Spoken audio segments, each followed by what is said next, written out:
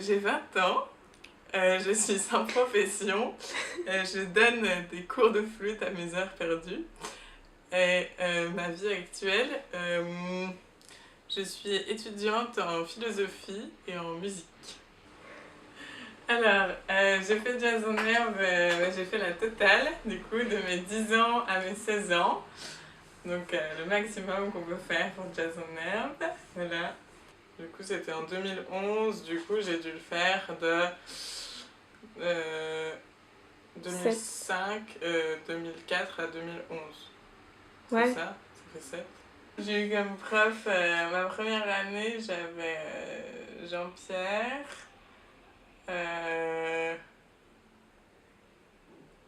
Jean-Mi, je crois. Ouais, après j'ai eu, je me souviens plus tout dans l'ordre, mais j'ai eu aussi Élodie, Guillaume, j'ai eu Robin. Je me souviens bien de ma première année où on prenait les cours à l'Uni. Où il y avait, j'avais un prof, Jean-Pierre Chabridon, qui m'a fait faire ma première improvisation. Voilà. Et je me souviens qu'il m'avait dit « Ah oui, bravo, c'est frais, c'est doux ». Voilà, et que tout le monde avait rigolé. Mais voilà, c'était pas méchant, c'était pour m'encourager à faire encore. Voilà, première improvisation, c'est frais, c'est doux. Voilà. Bah, il y en a beaucoup des souvenirs musicaux.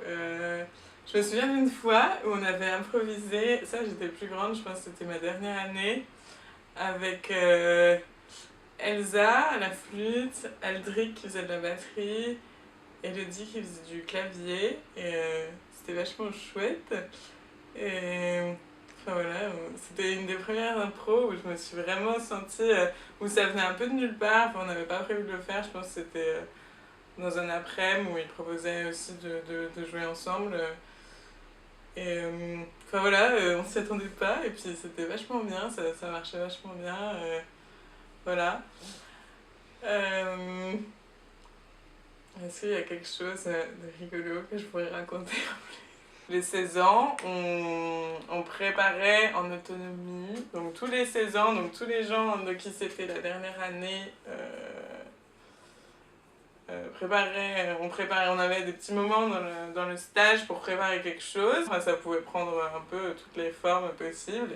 Et du coup, nous, on avait fait un medley avec des chansons, parce que du coup, voilà, fallait trouver quoi faire, quelque chose qui nous parlait, qui était rigolo, trouver quelque chose qui s'adaptait au nombre de gens qu'on était, trouver quelque chose qui s'adaptait à nos instruments.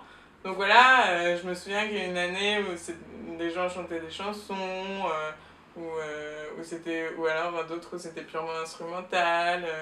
Et nous, on a fait un petit mix avec une choré et tout. Et du coup, voilà, on avait fait un medley pour dire que c'était cool et qu'on était triste de partir. Et j'avais comme costume un sac Kiabi, voilà.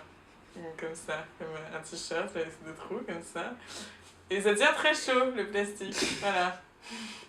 On peut parler des top 5.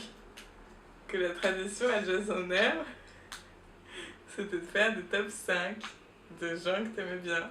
Voilà. C'est toujours la tradition. C'est toujours la tradition. Très bien. C'est très bien. Je vois que ça continue. C'était vraiment... bah déjà, ça représentait quelque chose d'assez fort. Je me souviens, à la fin de mon premier stage, c'était le déchirement, quoi, à partir de Jazz en Herbe. Non, c'est pas possible. Bon, après, ça s'est un peu adouci avec le temps. Mais bon, c'était quand même toujours un peu dur quand Jazz en Herbe se terminait. Voilà. C'est vrai que j'étais en école de musique, mais je jouais souvent avec des gens soit plus âgés, soit s'ils avaient mon âge, juste on se croisait pour jouer. Et là, vraiment, c'était une occasion de rencontrer des gens de mon âge avec qui on avait un intérêt commun. C'était la musique, et enfin voilà, faire de la musique à Jazz en Herbe. Et puis du coup, on partageait des choses très très fortes vu qu'on vivait toujours tout le temps ensemble. Et Jazz en Herbe, voilà, c'est le seul endroit où j'ai vraiment ressenti ça, même plus tard au conservatoire. C'était... il y avait ce partage-là, mais c'est encore différent parce que pas seulement à cause de la musique ou d'un cadre, etc., mais aussi parce que forcément quand on vit 24 heures sur 24 avec les gens, ça rapproche. Et, et voilà. Et donc oui, donc avant tout, vraiment un endroit où j'ai rencontré des gens intéressants, comme la demoiselle derrière la caméra.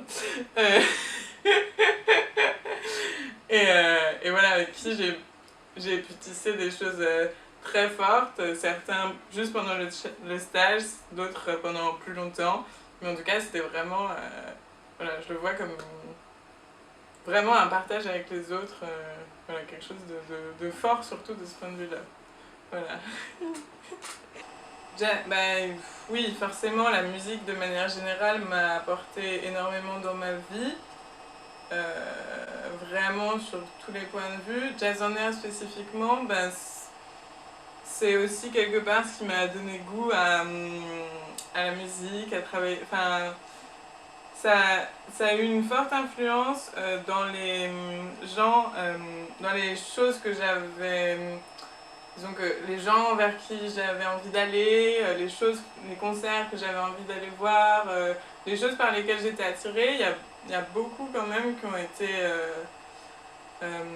voilà, qui ont été ouais, où Jazz on Air a eu de l'influence dans mes choix, dans mes déterminations, dans tout ça. Bon, après, en grandissant plus tard, bien sûr, il y a eu plein d'autres nourritures, mais c'est vrai que vu que j'étais jeune, enfin quand j'étais plus petite, c'était un des seuls trucs finalement qui venait de l'extérieur et qui ouvrait à d'autres perspectives, alors que, enfin voilà, parce que quand t'as 12 ans, t'es pas c'est difficile d'aller découvrir le monde par soi-même.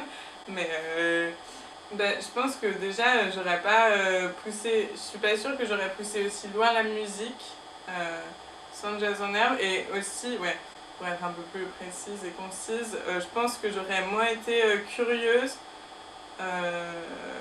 musicalement en fait. La musique qu'on faisait à Jazz en herbe, ça tranchait pas mal avec la formation que j'avais d'autre part au conservatoire.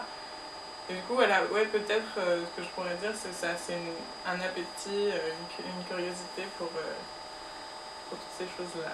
Voilà.